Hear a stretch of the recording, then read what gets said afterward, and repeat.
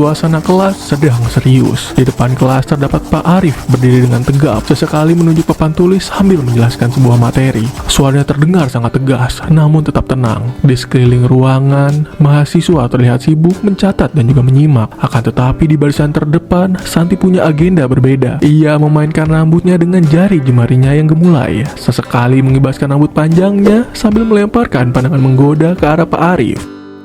Jadi, teori ini menghubungkan kebijakan ekonomi dengan pola perubahan sosial dalam masyarakat. Contohnya, jika kebijakan fiskal diperketat.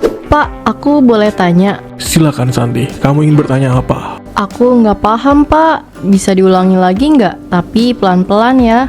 Beberapa mahasiswa lain mulai saling berbisik. Ada yang menahan tawa, ada pula yang melirik Santi dengan rasa heran. Bagian mana yang gak jelas? Kayaknya semuanya deh, Pak. Mungkin aku butuh bimbingan khusus. Suara bisikan di kelas makin ramai. Beberapa mahasiswa tak kuasa menahan senyum mereka. Pak Arif tetap mencoba mengendalikan situasi. Kalau ada yang belum jelas bisa diskusi setelah kelas selesai. Sekarang kita fokus dulu ya. Iya, Pak. Tapi nanti jangan lupa ya, bimbingan khusus untuk aku. Pak Arif terdiam sejenak, memalingkan pandangannya kembali ke papan tulis. Tangannya kembali menulis, meskipun pikirannya sedikit terusik. Ia berusaha keras untuk tetap tenang, mengabaikan bisikan-bisikan kecil di kelas tersebut. Di siang itu, kantin kampus dipenuhi suara obrolan mahasiswa yang bercampur dengan detingan piring dan gelas.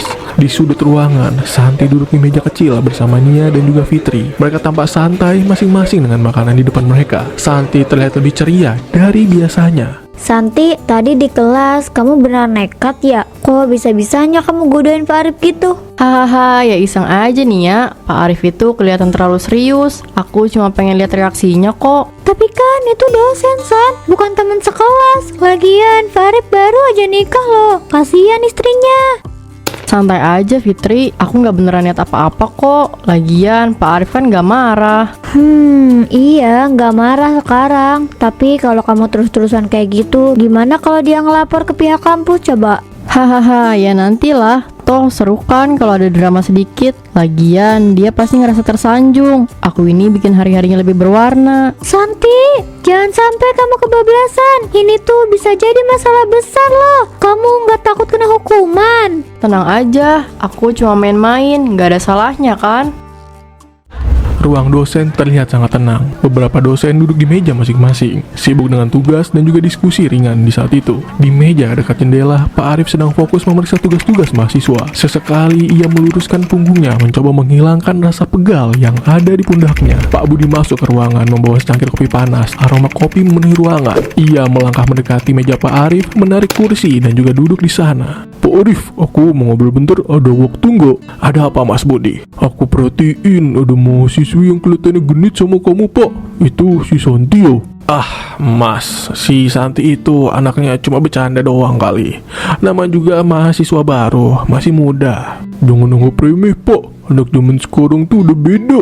Kadang-kadang mereka suka nyoba hal-hal yang gak masuk akal. Bapak harus hati-hati, apalagi posisi Bapak sebagai dosen. Iya Mas, saya ngerti. Tapi jujur aja, saya kadang agak susah juga. Saya hanya mau bersikap profesional, gak mau mempermasalahkan hal-hal kecil. Ini tuh bukan masalah kecil loh, ini bisa jadi masalah besar. Apalagi kan Bapak jauh dari istri sekarang. Istri Bapak jauh di kampung kan, jagain orang tuanya. Jangan sampai ada gosip yang aneh-aneh Po. Iya Mas, saya bakal jaga jarak. Saya nggak mau ada masalah. Budi mengangguk, merasa lega mendengar jawaban Pak Arif. Ia berdiri menepuk bahu Pak Arif sebelum pergi ke meja lain. Pak Arif kembali duduk mencoba fokus pada pekerjaannya. Namun di dalam hatinya ada rasa gelisah yang sulit diabaikan. Ia tahu situasi ini tidak boleh dibiarkan secara berlama-lama. Pak Arif duduk di kursi dan meja kerjanya yang berantakan. Lampu meja memancarkan cahaya kekuningan yang samar-samar. Tumpukan kertas, buku referensi, dan juga beberapa pena tersebar tak beraturan. Pak Arif menatap layar ponsel dengan keningnya yang sedikit ditekuk. Pesan WhatsApp dari Santi, salah satu mahasiswanya, terpampang di sana. Pak, aku beneran gak ngerti tugas ini. Boleh minta bimbingan khusus nggak? Pak Arif menghela napas pelan-pelan, meletakkan ponselnya di atas meja. Gelas kopi yang sudah dingin digapai dan diteguk olehnya. Rasa pahit terasa lebih kuat sekarang, mencerminkan perasaannya. Setelah beberapa saat berpikir, ia meraih ponselnya dan mulai mengetik balasan kepada Santi. Diskusiin aja di kelas Santi, lebih enak dibahas rame-rame. Ia mengirim pesan itu dan meletakkan ponselnya kembali, mencoba melanjutkan membaca sebuah makalah yang sudah terbuka di meja. Namun, fokusnya terganggu saat layar ponselnya berkedip. Bahasan dari Santi datang lebih cepat dari yang ia duga. Tapi aku malu, Pak. Boleh ya kita ketemu di luar aja? Aku janji gak akan lama. Pak Arif menghela napas lebih keras daripada biasanya. Ia mengusap wajahnya dengan kedua tangannya, mencoba menenangkan dirinya. Ada sesuatu tentang pesan itu yang membuat pikirannya sangat tidak tenang. Ia tahu bahwa membantu mahasiswanya adalah bagian dari tugasnya. Akan tetapi, permintaan ini terasa sangat berbeda.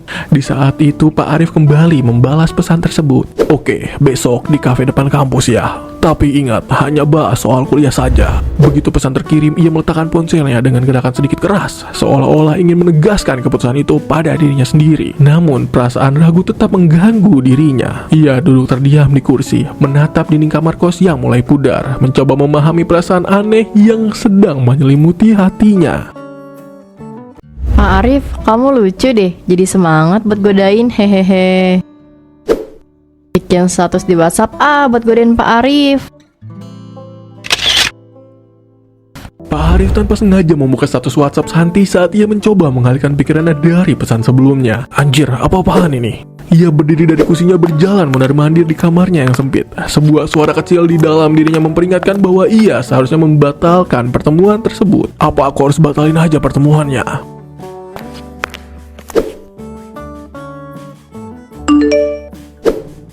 Pak, makasih banget ya. Besok aku traktir kopinya kok, hehehe. Pak Arif membaca pesan itu dan kembali terdiam. Ia tidak membalas kali ini, hanya meletakkan ponselnya di meja dengan perasaan yang campur aduk. Akan tetapi, ia merasa bahwa niat Santi mungkin murni, hanya seseorang mahasiswa yang membutuhkan bantuan. Tapi, di sisi lain, ia tidak bisa mengabaikan cara menggodanya, baik lewat kata-kata maupun sikap selama ini. Kafe kecil itu ramai dengan suara pengunjung dan alunan musik akustik. Santi dan Pak Arif duduk berhadapan di salah satu meja pojokan di kafe tersebut. Sebuah cangkir kopi di depan Pak Arif sudah hampir habis, sementara Santi menggenggam gelas jus mangga yang belum tersentuh sama sekali. Awalnya mereka berbicara serius membahas tugas, namun perlahan-lahan suasana menjadi lebih santai. Jadi begitu Santi, apakah kamu sudah paham? Paham kok, Pak. Pak, kok Bapak kelihatan capek banget sih? Lagi banyak kerjaan ya? Lumayan banyak. Selain itu, ya hidup jauh dari keluarga nggak mudah, Santi. Pak Arif tersenyum tipis mencoba menyembunyikan perasaan yang mulai muncul ke permukaan. Pak, kok bisa kuat sih jauh dari istri? Aku aja kalau jauh dari orang tersayang langsung sedih. Ya, namanya juga tanggung jawab, harus dijalanin. Santi tersenyum, tetapi ada sesuatu di matanya yang tidak biasa. Ia menatap Pak Arif lebih dalam, seolah ingin memahami isi pikiran dari seorang Pak Arif. Tapi Bapak nggak ngerasa kesepian? Kadang, ya sedikit saya merasa kesepian. Kalau Bapak butuh teman ngobrol, aku bisa kok. Aku kan selalu ada. Kata-kata itu membuat Pak Arif terdongak. Tatapan mereka bertemu. Dalam detik yang terasa lama, ada perasaan canggung, namun hangat di antara mereka. Pak Arif hanya mengangguk pelan tanpa berkata apapun. Pak, kalau saya pulangin nebeng sama Bapak, boleh nggak? Boleh ya, kan lumayan Pak hemat ongkos. Gimana ya? Please Pak, boleh ya? Iya deh, iya. Ya udah yuk, kita pulang. Asik, makasih ya Pak. Makasih banyak ya Pak dosenku yang baik. Anjir, aku disun sama mahasiswaku sendiri. Ayo, kita pulang. Santi, tadi kamu nanyakan apa saya nggak kesepian jauh dari istri saya. Iya Pak, kenapa ya Pak? Saya siap kok gantiin istri Bapak. Gimana kalau kita mampir ke sana? Gacor juga nih dosen. Gak apa-apa sih Pak kalau Bapak mau. Saya mah nggak nolak, hehehe. Ya udah yuk, kita mampir dulu di sana.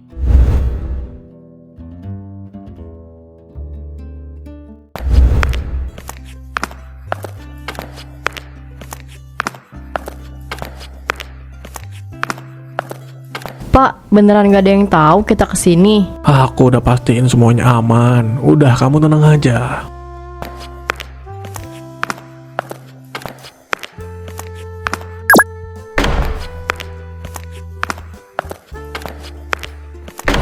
Pak, aku nggak nyangka bakal sejauh ini. Aku kira Bapak kuat, hehehe. Aku juga gak nyangka, Santi. Tapi apa lagi yang bisa kita lakukan? Kalau Bapak yakin, saya siap kok. Saya nggak maksa.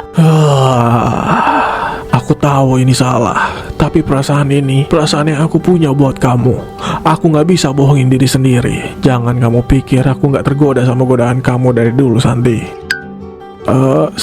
Santi, aku gak bisa berhenti mikirin kamu. Pak Arif mengangkat tangan Santi dan menempatkannya di dadanya, seolah ingin menunjukkan detak jantung yang berdebar dengan cepat. Santi mengalihkan pandangan, tetapi tidak menarik tangannya. Ketegangan di udara terasa semakin kuat. Jangan takut, Pak. Aku ada di sini kok. Aku udah bilang kalau aku siap jadi pengganti istri Bapak selama Bapak jadi dosen di kota ini. Baiklah, sekali ini saja, Santi. Biarkan aku merasakan ini. Biarkan kita berdua saling merasakan satu sama lain. Pak, gimana kalau ada yang lihat kita? Apa Bapak udah mikirin rencana? Gak bakal ada yang lihat kita. Kita kan gak ngelakuin hal yang salah di sini. Ini cuma makan malam biasa kok. Hahaha, biasa Pak. Setelah tadi di hotel kita pok ame-ame. Pak Arif terdiam. Ia memalingkan wajahnya. Pandangannya tertuju pada keramaian di restoran. Tapi pikirannya jelas berada di tempat lain. Santi memainkan rambutnya, terus berusaha menggoda Pak Arif. Ia memang berniat agar Pak Arif tergila-gila kepada dirinya. Saat suasana mulai mencair, tiba-tiba suara langkah kaki mendekat. Santi mendongak dan matanya langsung membulat melihat Fitri, teman sekampusnya, berdiri di dekat meja mereka. Ekspresinya menunjukkan keterkejutan bercampur rasa ingin tahu. Santi, Pak Arif, lagi ngapain di sini? Fitri, ini cuma bahas tugas aja. Bahas tugas kok di restoran? Biasanya kan di kampus juga cukup. Fitri, jangan salah paham ya. Ini cuma kebetulan saja. Santi bilang dia nggak sempat ketemu di kampus, jadi kita menyelesaikannya di sini. Hahaha. Oh, gitu ya, Pak. Menarik juga ya. Ya udah deh, semoga kebetulan ini nggak jadi gosip di kampus ya. Hahaha, Fitri, kamu itu tiba-tiba banget ya datangnya. Hati-hati Santi, jangan sampai salah langkah. Pak Arif udah punya istri loh. Hahaha, enakan juga sama mahasiswi sendiri tahu. Santi, gimana ini? Fitri udah tahu. Gak gimana-gimana kok Pak. Emangnya kenapa kalau dunia tahu saya jatuh cinta sama Bapak? Ada yang salah kah? Aduh, bukan itu Santi. Saya sendiri sih nggak masalah kalau terus sama kamu. Yang masalah itu gimana kalau istri saya tahu? Hahaha, ya tinggal jelasin aja lah. Jelasinnya gini Pak, sayang maaf ya karena aku kesepian, jadi aku milih selingkuh sama mahasiswiku yang cantik ini. Kalau kamu suka nggak apa-apa, kalau nggak suka ya udah kita cerai. Gitu aja kok repot Pak. Emang rada gila mahasiswiku yang satu ini. Ada.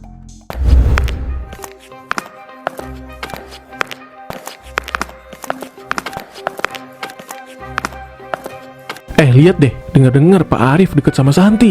Iya, gue juga dengar. Katanya mereka sering ketemu di luar kampus. Wah, nggak nyangka ya. Gila sih, itu kan dosen baru nikah sama istrinya. Masa udah ada skandal kayak gini? Apa istrinya kurang cakep ya? Atau si Santi itu terlalu menggoda? Gua sih mau kalau digodain sama Santi. Soalnya dia itu cantik banget. Hehehe, yang gimana gak kegona? Lo lihat sendiri kan, si Santi itu gimana gaya dan juga dandanannya. Gue yakin sih semua laki-laki bakal kegona kalau digoda sama Nia. Gue upload TikTok biar rame. Hahaha. Loh, kok mereka bisa dapat rekaman? Jangan-jangan Fitri yang udah rekam kita. Aduh, aku kira bakal aman aja. Aku harus temuin Pak Arif. Pak, tadi aku dengar dari mahasiswa kalau pertemuan kita di resto kemarin itu direkam sama Fitri, Pak. Videonya udah kesebar. Kalau begini sih, saya jadi panik, Pak. Takut dilabrak sama istri Bapak. Masa cantik-cantik begini jadi pelakor? Aduh, gimana ya? Jadi ini alasan kamu jarang pulang akhir-akhir ini? Jadi ini alasan kamu jarang kabarin aku, hah? Rina sayang, kamu dengar dari mana itu? Ini gak seperti yang kamu pikirkan. Hahaha, dengar dari mana? Kamu pikir aku bodoh?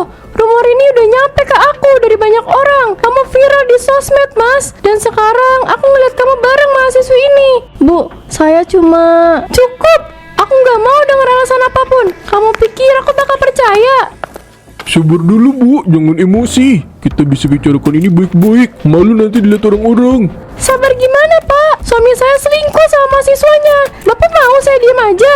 Kita nggak tahu pasti apa yang sebenarnya terjadi Bu. Jangan bikin keputusan waktu lagi marah. Bisa aja toh memang suami ibu niatnya baik buat ngajarin mahasiswanya. Aku nggak peduli apa yang kamu bilang. Mulai sekarang jangan pernah lagi kamu hubungin aku atau temui aku. Aduh, mati aku dilabrak langsung sama istri dosenku. Sudah saya bilang kan Pak dari awal. Sekarang Bapak terima sendiri konsekuensinya yuk.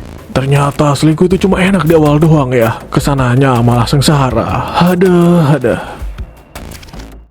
Saudara Arif dan Saudari Santi, saya memanggil kalian ke sini karena dugaan hubungan tidak pantas yang telah mencoreng nama baik institusi ini. Pak Rektor, saya mohon izin, saya bisa menjelaskan situasinya. Cukup Saudara Arif, apa yang perlu dijelaskan lagi? Bukti-bukti sudah ada, kesaksian mahasiswa hingga video kalian di restoran itu bukan sekedar rumor. Pak, saya nggak pernah berniat merusak nama baik kampus. Saya cuma... Saudari Santi, apa Anda menyadari betapa seriusnya masalah ini? Anda bukan hanya mencemarkan nama baik kampus, tapi juga merusak reputasi diri Anda sendiri. Hubungan antara mahasiswa dan juga dosen dengan konteks seperti ini melanggar sebuah etika akademik. Dan bukan hanya itu, Saudara Arif, Anda adalah seorang dosen yang baru menikah, seharusnya menjadi teladan. Tetapi apa yang Anda lakukan justru mempermalukan profesi kita semua. Pak, saya akui ini adalah kesalahan saya, Pak. Tapi tolong, beri saya kesempatan untuk memperbaikinya. Saya tidak ingin karir saya berakhir seperti ini.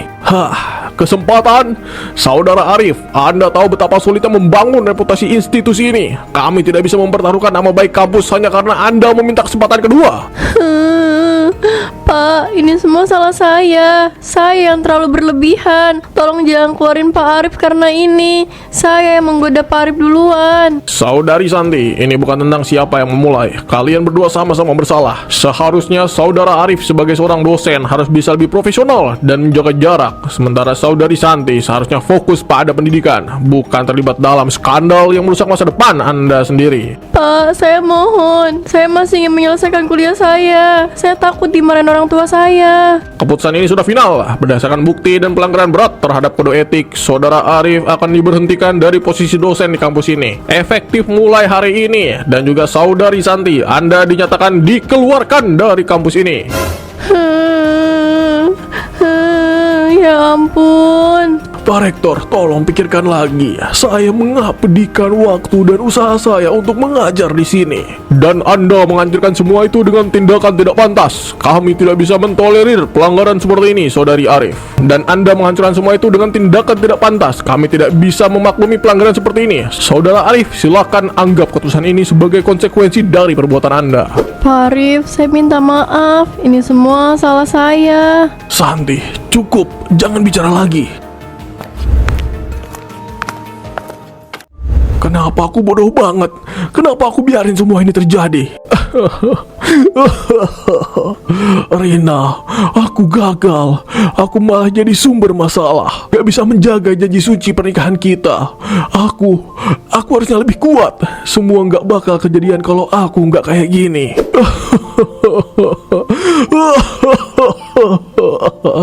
Santi, maaf. Aku gak bisa menjaga cinta kita. Kenapa aku terlalu jauh? Semua ini awalnya cuma buat main-main. Tapi kenapa jadi begini? Ma, Pa, aku gagal. Aku nggak tahu harus gimana lagi. Aku nyesel banget udah jadi mahasiswa gatel. Kenapa aku nggak fokus belajar aja dari awal?